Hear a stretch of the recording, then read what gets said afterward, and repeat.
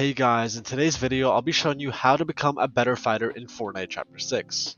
I'll be going over some peaks and mechanics that pros use, as well as some items in the game that I think you should be using. Hope you enjoy. This first peak is a triple tile floor edit when you are above your opponent. So instead of doing a double edit and hopping in, or staying above but leaving the edit open, you are instead taking a safer approach by editing the 3 tiles off your floor, putting yourself in the corner piece. From here, all you have to do is jump, or wait for your opponent to jump, and you have a shot where 90% of your body is covered. This next mechanic is essentially a double right hand peek. The idea here is that you're not right up next to your opponent's box. Being a box away gives you extra security for if you get third partied or if the person you're fighting hits a heavy shot on you. You want to do a right hand peanut butter peek, and then the second edit is a wide edit, which exposes the opponent, giving you an easy shot. In this next peek, you're essentially trying to bait your opponent into making a move by holding a floor above the wall that they are behind.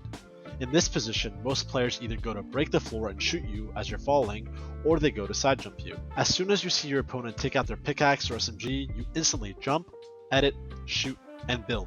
By editing the 2 tiles connected to the box, you chop yourself out, and because of the animation of the builds breaking and the angle that your opponent has on you, it's very hard to take damage, and in return you get an easy headshot on your opponent. This next peek is used for when you're below your opponent. When taking their wall, you want to stay below their box. This makes it impossible for the enemy to see you. On the other hand, you can see them. The mistake here is usually that you expose yourself when going for a shot, so make sure to keep yourself below the enemy's wall.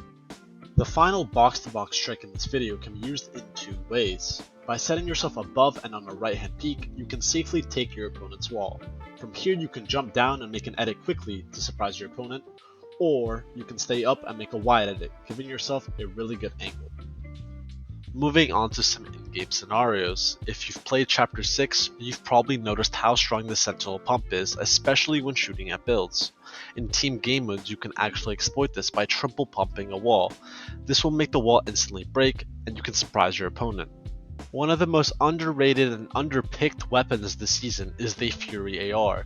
Due to the sheer damage and accuracy that the Hollow Twister offers, not a lot of people pick up the Fury AR, even though it has a lot of benefits, one of them being the really fast fire rate. Prior to a recent patch, you were actually able to bleed bullets with the Hollow Twister AR, and now this is not possible anymore, but you can still do this with the Fury AR. Most of these mechanics and tips that I've been showcasing are meant to basically surprise your opponent, and what better way to do that than using the Invisible Medallion. Although it's extremely hard to get, I believe that it's definitely worth the hassle. This medallion lets you infinitely sprint whilst being invisible. Using this in endgame can get you a lot of free eliminations without your opponents even realizing that you're right in front of them. For actually improving my mechanics, I've been using Raider 464's Mechanics Training Map. This map has a lot of realistic scenarios that help you train your aim, edits, and builds. The scenario I've been using the most is inside the comp section. It is called Peak Training. In here, you are eliminating a bot, but anytime that your body is visible for too long, you start to take damage. I've been using this to help me realize all the horrible peaks that I take when I'm fighting, and it's made me become a much more cautious player, but it's also made me become a smarter fighter. Before, I was taking so many 50-50s, but now I've been taking less damage, not just in the map, but in ranked games and tournaments too. I'll leave the map code down below so you guys can play it too. As for any specific routine to use, I would just say playing Zone Wars with people that are already better than you helps with your awareness and endgame fighting ability. If you've been grinding it out in creative, then I suggest to test your skills in real games. This could be in tournaments, ranked, or even reload. I also suggest going to watch a video on your binds. If you're on controller, then switching to claw or paddles could significantly improve not just your skill now, but also how good you can potentially get in the future. As for keyboard, making sure you always have optimal binds is a must. This means binds that are comfortable and don't cause your fingers to drift too far away from your main resting position.